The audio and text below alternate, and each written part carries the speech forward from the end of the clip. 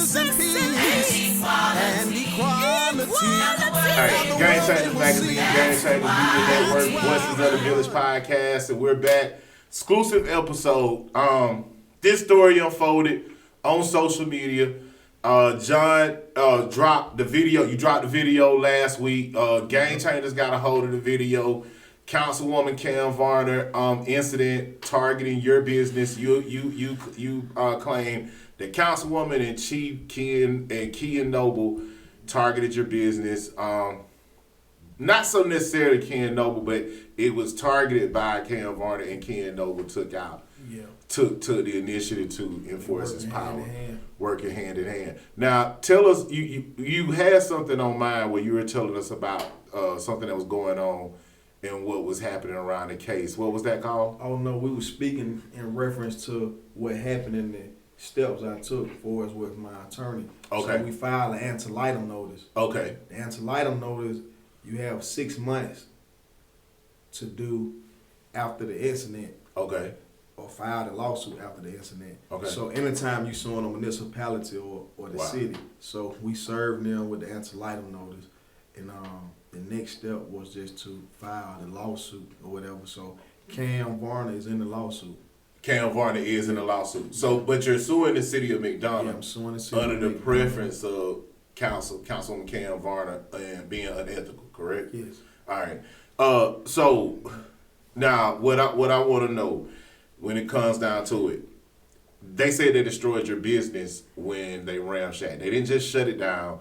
They came in, ramshacked, destroyed the business. Is that true? What happened? Tell us what's happened. Yeah, so Chief, again, because him and Cam is buddy, because she's supposed to be running for the mayor or whatever. Right.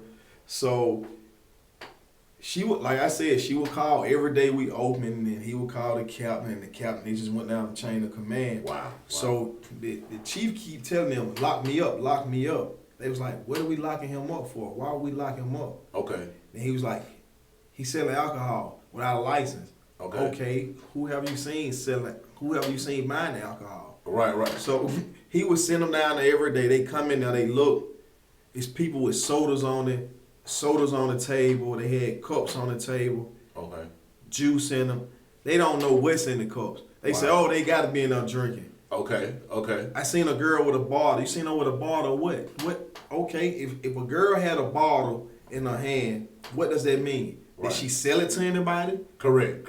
It was lime juice. Like, it was something. It was like a juice. Or something. Okay. And they tried to say it was alcohol. So the chief was like, oh, he said he have alcohol in the building. They was like, yeah. And then they was like 86 or something. I seen them do like this. I guess that means lock them up. But I'm like, dude, you've been in my business for the last 4 days. So you've been in my business so many times. You wrote me 4 citations every time you come. Okay. And this another thing. I say, how can you write me a violation if nobody is selling alcohol? You don't see nobody with alcohol. Right. Man, we just doing what Chief said. Chief said do this. So you writing me citations, but now when you come in, you say, oh, he have alcohol in his establishment. But I've been had it every time you came. You never told me not once until you sign off on the license or whatever to put alcohol in the storage or and to take it off the shelf. They never did that, so they came in there arresting me. Okay. He tells these people to take all my alcohol and destroy my alcohol. The city have no jurisdiction over alcohol. The county has no jurisdiction over alcohol. Okay. The state have to come in. They got to call the ATF. To come remove your alcohol. So they had no business touching my alcohol. That's just like if they saying I didn't have no money to pay and I got evicted. Right. The city couldn't touch my alcohol. Okay. The county couldn't touch my alcohol. The state couldn't. The only thing the state would do would call in the ATF and they would come remove my alcohol from the premises. They went in there and they went in my cages, my liquor cages, and took the locks off and took alcohol out and poured all kind of thousands and thousands and thousands of dollars worth of alcohol and beer. Oh, wow. And so your POS, you have a professional POS system. Yep. So we're not just running a hanky-panky business. Yep. You're showing the sales that are being made. The sales that I have, yeah. Okay. Now and they arrested me. That night. January the 11th, they arrested me. Whoa. Why were you arrested? They arrested me for the way they worded it. It was supposed to be like for selling alcohol. Okay. But they said the reason why is because I had alcohol there. And I'm like, I've had alcohol every time you all came. And ignorance of the law is no excuse, but correct. I didn't know if you would have told me to remove the alcohol while I be arrested or whatever. Okay. Then that's what I would have done. Okay. They did give me cease and desist. Okay. They gave me that, but I mean it didn't matter because I wasn't doing nothing at the time. Okay. Only thing I did was spend about $100,000. Okay. Right before I decided to move, I had just spent like $100,000. Whoa. Redoing the business. Okay. Just because I'm like, okay, I'm gonna get the alcohol or whatever. I spent like $100,000. You can go through my page and see everything I did in there. So wow. Wow. And just like they saying, oh, you didn't pay. Hell, I didn't have to redo the business. I could, if I needed to pay rent, I could have used that for that money. Correct. Apparently, some money somewhere. If I'm suing you, I'm spending money on attorneys. Correct. So we ain't broke. We ain't doing none of that. Come on, man. So I mean, with a lot of allegations, I'm looking, and it's crazy because, all right, now I want to draw the connection between your business and 1942 because that was mentioned in the video as well. Yeah. So, looking at some of the things that's happening in the city of McDonough, they have another councilman that's allegedly targeting 1942, like for a smoke ordinance or a music ordinance, and quote unquote people are complaining about the music loud at night. How does 1942 in your business play in? Like, and it also says that former Councilwoman Cam Varner was a part of your business, and they work hand in hand with 1942 in shutting down businesses that I guess don't follow their rules, right? How did all that play into your business in 1942? Well, 1942, they're a reputable business, just like I was. Okay. It's black owned, black ran. Right. They do great business. I've never seen an incident in 1942. I've never seen a fight. I've never seen nothing. But this lady goes over there messing with them, targeting them. And then I was told that she even came over there by one of the owners told me that they came over there and said they was going to shut them down. Whoa. If, they don't do X, Y, Z or put these signs up or do this and do that. And so that's the similarity we have with each other. We both black businesses. We just doing what we supposed to do. Right. You're not going over there to Motorhead with no white boys. They over there fighting every weekend, calling the police. Or Southern Roots. Yeah. You don't see nothing going on with them. But your own people target you. And I told the chief. I told his guys when they was out there. I said you have to be one Uncle Tom. Wow. To come out a young black man who's trying to do the right thing, run a successful business. Okay. And I'm giving back to my people. Like, I didn't have to do that. Right. I know what we need. Okay. We need this out there. Right. So I'm catering to my people. It was nowhere for us to go party. It was nowhere for people of color to really go enjoy, young people to go and enjoy themselves. Wow. I had the only spot out there from Macon. I had people from Jackson. Right. All these places. That was the closest. You didn't have to drive an hour to the city. You didn't have to go all the way to Atlanta or risking a DUI. You right here. Right. So I was giving my people something. You come in here, you act like I'm out here selling dope, robbing, stealing, killing. Yeah. I'm like, dude, all this stuff going on out here, and you targeting a business. It's bringing revenue to the city. Okay. It's not like I'm just there. No, I'm actually bringing revenue to the city. Okay. I'm giving the people in the city a place to come to make them feel comfortable and feel like home. After our spot. I mean, come on, man. We need it in the South Atlanta area because, I mean, they want us to stay off the road, drinking and driving, coming from Atlanta. So you're creating something local. Let me ask you this. Are you from McDonough, Henry County? Are you local native? I'm from Atlanta, like born and raised in Atlanta. Okay. But I have businesses out here. I stay out here. Okay. I've been out here. I mean, I've been in the country club for, a while. Wow. Right. So you know, this was an opportunity to give, and I have a lot of friends out here in McDonough. Wow. You know. So let me ask you this, because some people think the mayor put you up to do this at this particular time. Do you have like a personal relationship? And when I say personally, do you and the mayor talk regularly? Do you even talk with the mayor? Like, I mean, did y'all discuss this before this came out? So me and the mayor have no formal relationship. Okay. A lot of this stuff come from, again, and I know this is factual, from Cam and Ken. Okay. Ken is the one, even down to judges and the solicitors on the case. This man went, so I go to court one day for one of the citations they write me. So I'm like, damn, it's a lot of police in here today. They never had as many police. Yeah. So I walk outside the courtroom, another police come up. He said, hey, John, I don't know who the hell you are, who the hell you know, what kind of power you got. Yeah. But I have clear instructions. You cannot be on the premises. You can't be around no judges or no solicitors. Okay. If you're not in the courtroom, you got to be out of the courthouse. Wow. They say you can't even be in here. All of that comes from Ken Noble. Okay. And he's standing right there in the courtroom over by the door. Right. You know, I see this. Right. And him and Cam, they conversing. They going back, back and forth. They inside the courtroom? No. I'm just saying, Okay. this is what's going on. Wow. So they talking amongst one another about stuff. Yeah, it's crazy, man. Like I was really shocked. I'm like, our people are in position, right? And you're trying to bring down another black man. Like, I don't care if nobody not getting killed, if nobody not dying. Wow. It's no vibe. They don't have. They can't call. Ken Noble can't pull up not one phone call where they had to come out to the GOAT about somebody getting shot or getting hurt or getting killed. Zero violence. Zero violence. Wow. It was a place for people to go. Of course, you may have people who are going to get in. He even brought up, it was a fight in the parking lot one day with some girls.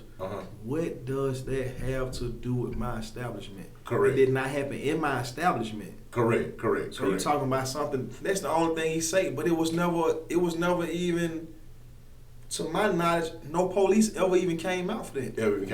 Okay. If I'm not mistaken, I think once they was going on, my security may even have been the ones to break them up. Wow. And tell them just leave before the police come. Okay. Like we gonna call the police, but nobody didn't call the police, and I'm still in shock right now. Like, wow. But it be that's how it is sometimes. It just be your own people. Man, it definitely I definitely understand that black on black crime happens on all levels, from the streets to the boardroom to politics to every. It happens. Now, playing over into why before the election? Was it because it just happened 6 months ago? Because why she's running for mayor? She's running for mayor. The lawsuit is filed against the city. What made you decide to become a voice at this particular time? So the reason I came out, now we have a voice, we have a social platform. Okay. So that's our voice. Now we're able to speak.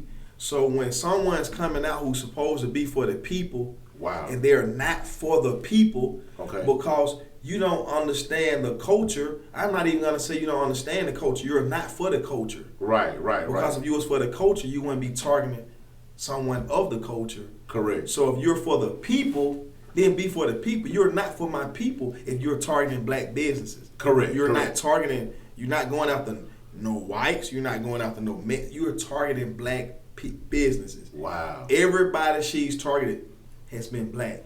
Wow. So if you're for the people, show me you for the people. Okay. So when I see this, I'm like, this woman not for the people. She is nobody who need to be in power. Right. She's nobody who need to be in position.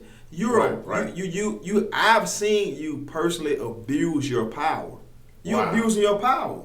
Wow. Now you was right up the street from the Henry County Sheriff's Department. I was right up the street. Under the leadership of Sheriff Redden Scandrett. Did you have any run-ins with him? Nope. I mean, did he come by and say, his staff ever come by and say, hey man, you doing some things here? Nope. No one never came to me. Man, I'm talking about, I had been there 5 years. Yeah. Before this just got bad. So Okay. when I see these people saying, "Oh, Cam running for mayor," she's no one that need to be in position. Right. Everybody who I've spoken to about Cam or I've had dealings with, Okay. they all have something bad to say about her. Okay. Or they have something. I'm talking about people from McDonough. Okay. These people are from McDonough. Okay. They grew up around her. And so you know what somebody told me? Several people told me this. Even one of the police, they say, "Hey man, you know she got a thing against clubs or anything like clubs because her brother or her cousin was like her brother got killed. He supposedly been robbing. He robbed somebody or went in their house when their grandmother was there or something. And he went to the club that used to be up the street from me. Right. Tracks or whatever. Okay. So he went in there and her brother allegedly punched the guy or something. And he turned around and shot him 5 times and killed him. Yeah. So ever since that, she supposedly had a thing out for like clubs and stuff. And I remember that. Yeah, so I mean, this is just what I was told. Yeah. I didn't grow up in McDonough. I don't know none of this. So Well, I was living here during the time, and a lot of things came back, saying I don't even think they are real brothers and sisters. Yeah. I believe it was just a brother-sister type relationship at the time, according to the community, the networking and community. Now, I don't have anything to verify that, but that's just what people in the streets is saying. And, Yeah, I heard something like that because it was like either it's her cousin and they act like they was brothers and sisters. Or, Right. They just may have had that type of relationship. Right. Like, I'm for my people all day. Right. Like, even if I didn't, like I said, even if I wasn't voting for Cam, Okay. I still would have said, "Hey, he go $500 towards your campaign." Right. Even though I might give $5,000 over here, just say if I'm voting for Sandra, Okay. and still vote for her, but I Okay. still want to see both parties, Successful. Even though both of you all can't go into office, but may the best man win. Right. Like, so stuff like that bothers me. Like, everybody tell you, man, I'm up front. I'm gonna say what I want to say. I'm gonna stand on what I believe. Yes. And I'm gonna help my people. And that's real. I don't know nothing but to be real. I don't know how to play. I don't know how to pretend like I'm somebody else. Okay. So when I seen this, I'm like, oh hell no, man, she can't get in office. Right. Why would you let somebody in office who abuse their power? Right. That's not right. And I want to get into the targeted black businesses, because one thing about us at Voice of the Village, we're not gonna be biased. We're gonna deliver the facts. We're gonna stay middle of the road. Everybody has a voice, and that's what change starts. That's why we say change starts a conversation. So I want to come back because we got to go to another commercial break. I know my program director is signaling saying, "Hey, we got to keep the show rolling with the sponsorships." But I want to talk about, because you said something real specific about targeting African American businesses, and it's a lot behind that, because if you're targeting African American businesses and not targeting other businesses, this means something during this election process is getting ready to happen, because I'm seeing signs where people are straight Republicans, but they have Cam Varner signs in their yard. We got to address that, man. Game Changers Magazine, Game Changers Media Network, Voices of the Village podcast, where change starts the conversation. You guys stay tuned. And equality. Now the world they will see. That's